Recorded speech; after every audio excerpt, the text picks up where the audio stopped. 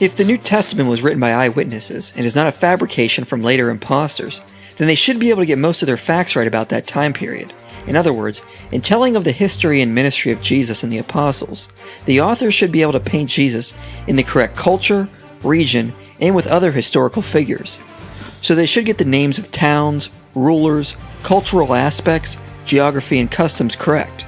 Like, for example, if someone from the year 3000 discovered a book about the history of our time, to know whether it was written by an authentic eyewitness of this culture and not an impostor from a few centuries later, the author should be able to get several facts right.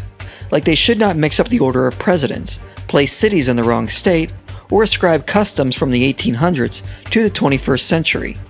In the same way, if the New Testament was written by eyewitnesses of the ministry of Jesus from 1st century Judea, they should get their facts correct about the region and culture. Likewise, the broad historical facts in the Gospels should be confirmed by other historical sources. And when we look at the evidence, this is exactly what we see. We find multiple secular sources attesting to the life and ministry of Jesus, confirmation in archaeological finds, and how the New Testament perfectly coheres with ancient history. Starting with the first one, we actually have 7 sources outside of the New Testament which mention the existence of Jesus. 3 major ones go even further. Tacitus, writing around 100 AD, says that Rome suffered a great fire in 64 AD, and many blame the Emperor Nero. To get rid of the rumors, Tacitus says, "Hence to suppress the rumors, he falsely charged with the guilt, and punished with the most exquisite tortures, the persons commonly called Christians, who were hated for their enormities. Christus, the founder of the name, was put to death by Pontius Pilate, procurator of Judea, in the reign of Tiberius." As you can see, Tacitus is a hostile witness, which means his testimony meets the criteria of embarrassment, and he confirms what the New Testament says, that Jesus existed, that he was put to death, and by Pontius Pilate, was ruling in Judea under Emperor Tiberius.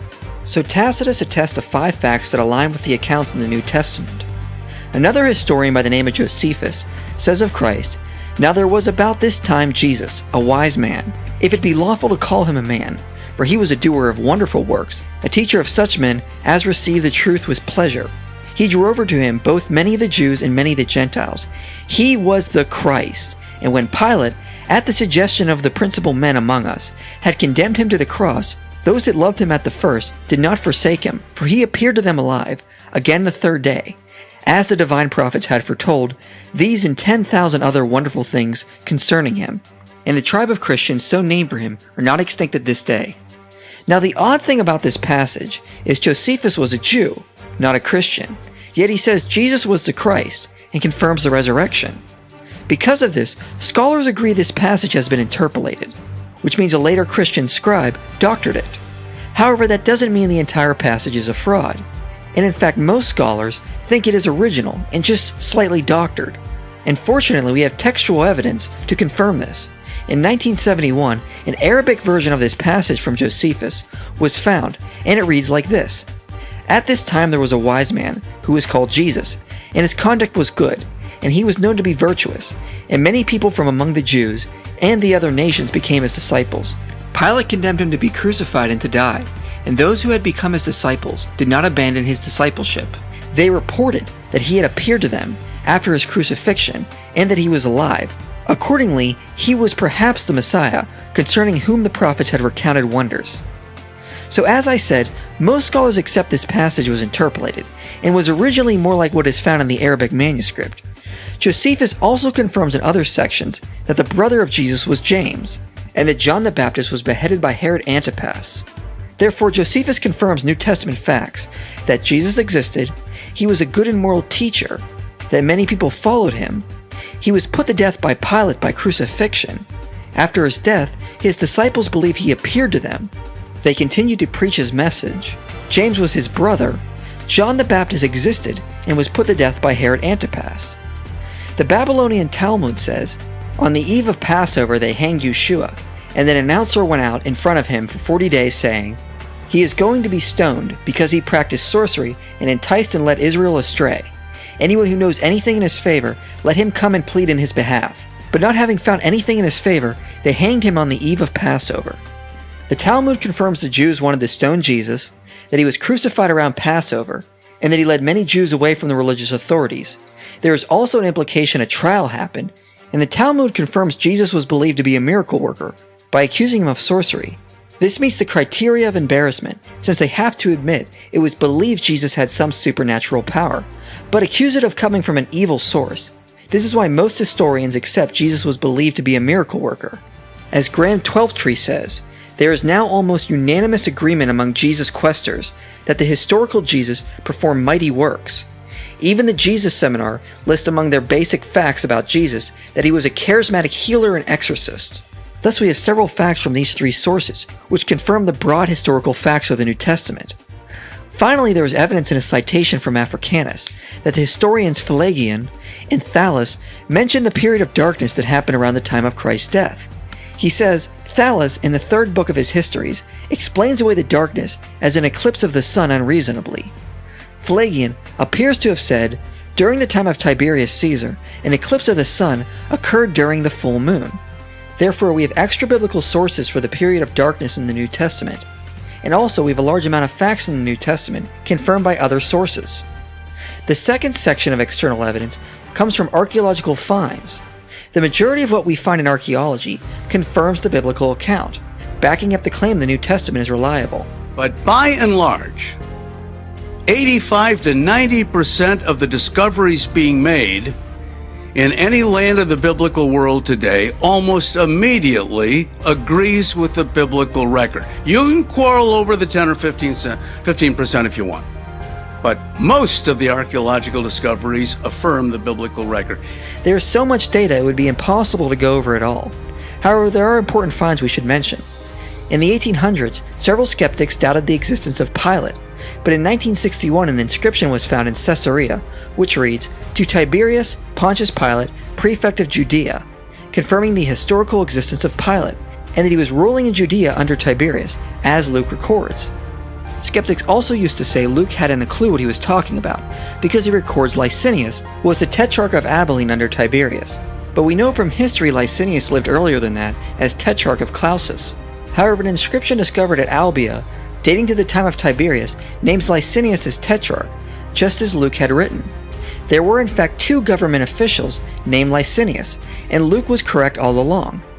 In fact, we discovered archaeological evidence for many of the rulers Luke mentions, like Herod the Great, Herod Antipas, Gallio the proconsul of Achaia from Acts 18. Many figures mentioned in the New Testament have been discovered in archaeology, such as Erastus, the treasurer at Corinth, mentioned in Paul's letter to the Romans. In 1941, more ossuaries were discovered, one bearing the name Alexandros, son of Simon, and the ossuaries may contain a misspelling of Cyrenian. If so, this would be another historical figure mentioned in the New Testament.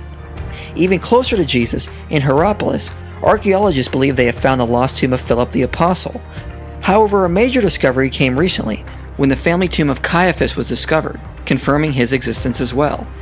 We also have discovered archaeological evidence of Bethlehem and Nazareth, despite them being small towns, as well as Capernaum. Also in Capernaum, we found evidence of a magnificent synagogue and a Roman presence, just as the New Testament testifies. In Jerusalem, we have found archaeological evidence for the remains of a pool of Bethesda and a pool of Siloam.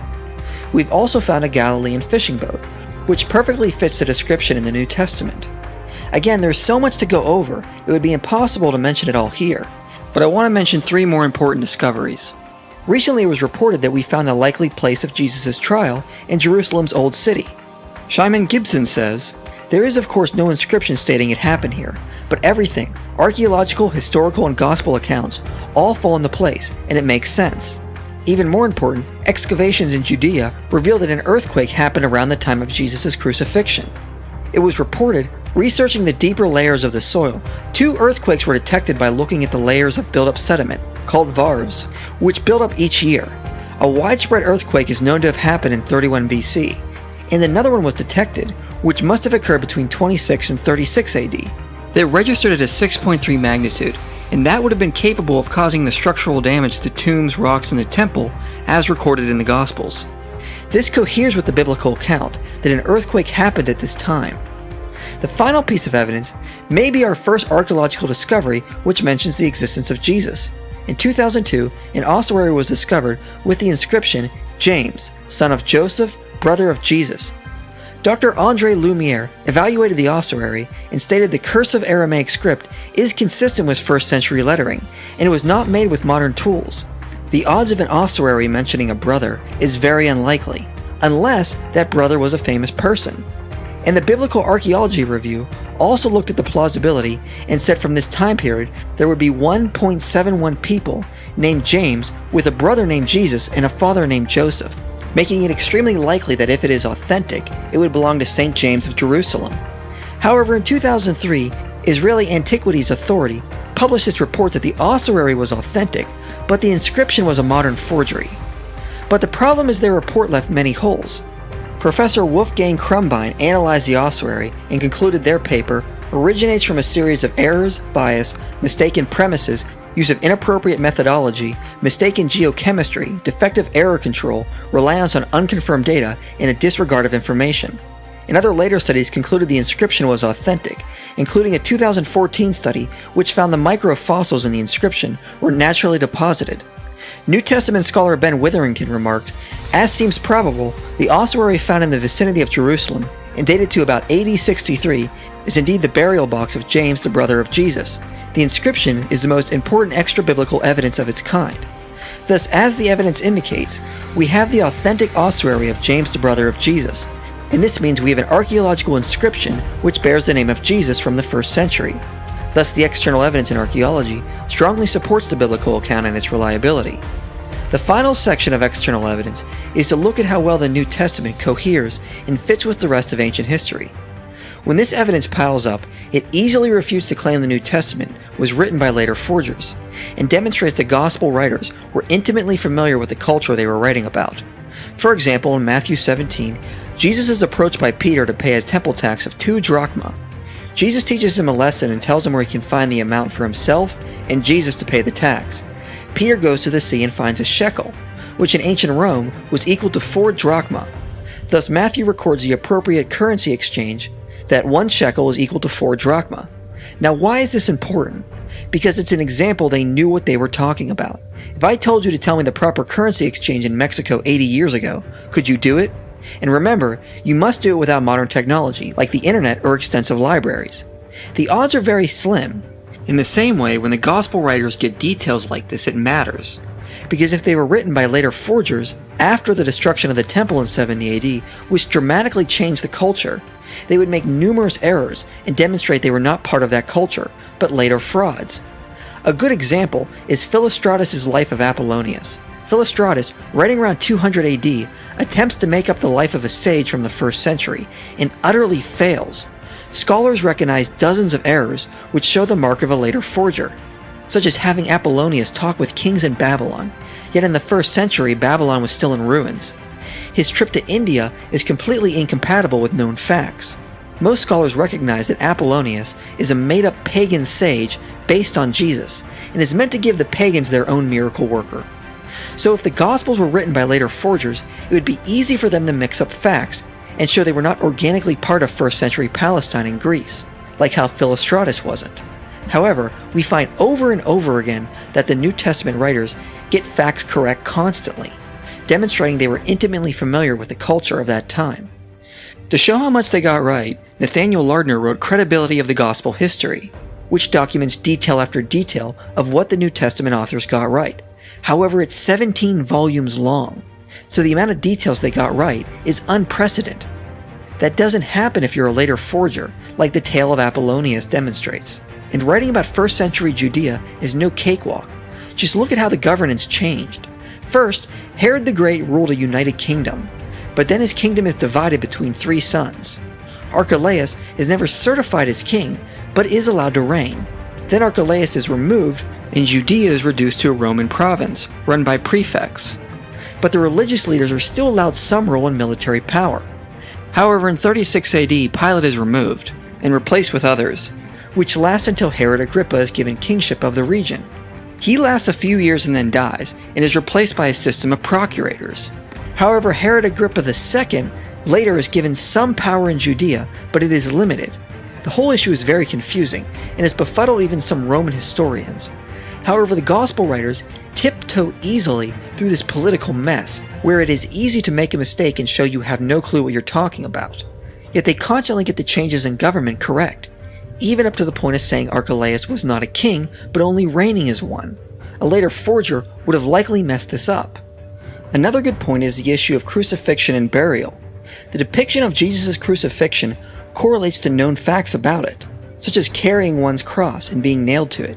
Many skeptics used to think the Gospels were wrong in their depiction of someone being nailed to a cross. However, in 1968, an ossuary was found containing the burial remains of a Jewish man named Yohanan, containing a 7-inch nail driven through both his feet.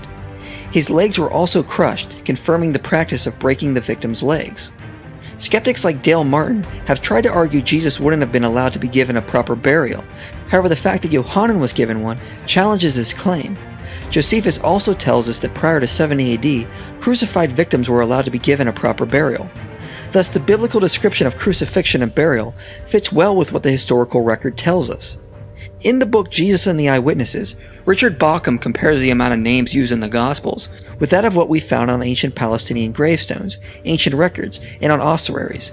He finds the ratio of names in the Gospels correlates almost perfectly to the ratio of names the rest of the historical record reveals. In both cases, Simon and Joseph are the most popular male names. The other 9 most popular male names correlate as well. The 2 most popular female names, Mary and Salome, and the other 9 most popular female names correlate almost as close as well. Thus, it seems remarkable if the Gospels were written by later forgers, they coincidentally got the use of name percentages right as well. It fits far better with the fact that they were actually writing about events in a culture they were eyewitnesses to. Otherwise, these facts would not be piling up one after another. This can be seen in what Colin Hemmer does. He lists 84 facts the book of Acts gets right in its final 16 chapters. And when you look at the facts it gets right, it shows Luke was very familiar with the culture and knows what he was talking about.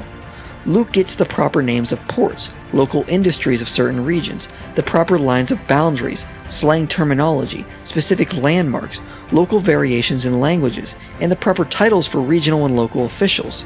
For example, he knows the governor of Cyprus is called a proconsul, while in Philippi they are referred to as governors. Meanwhile in Thessalonica they are referred to as politarchs or rulers. In Ephesus, the chief magistrate is called the town clerk. The ruler in Malta is called the chief man. In Athens, Areopagites is a title for a member of their court, and so on and so on. You do not get this kind of accuracy unless you are very familiar with what actually took place, and you do not get that unless you are or work directly for the eyewitnesses of the events. Craig Bloomberg does the same with the book of John and lists 59 facts John gets right about ancient Judea. And there is still Lardner's 17-volume work waiting for you if you want to see the overwhelming amount of facts they get right, which is way too much to list here. However, my research partner was nice enough to pull the 41 facts William Paley lists in his book, which is the cliff notes on Lardner's work, and we place them in a blog post below so you can go through them and see the overwhelming amount of facts they get right. All of this just piles up to show the New Testament writers knew what they were talking about, and over again they got their facts right, affirming the reliability of the New Testament. The external facts and archaeological discoveries constantly confirm the biblical account in almost every way. The evidence once again affirms the New Testament is a reliable document.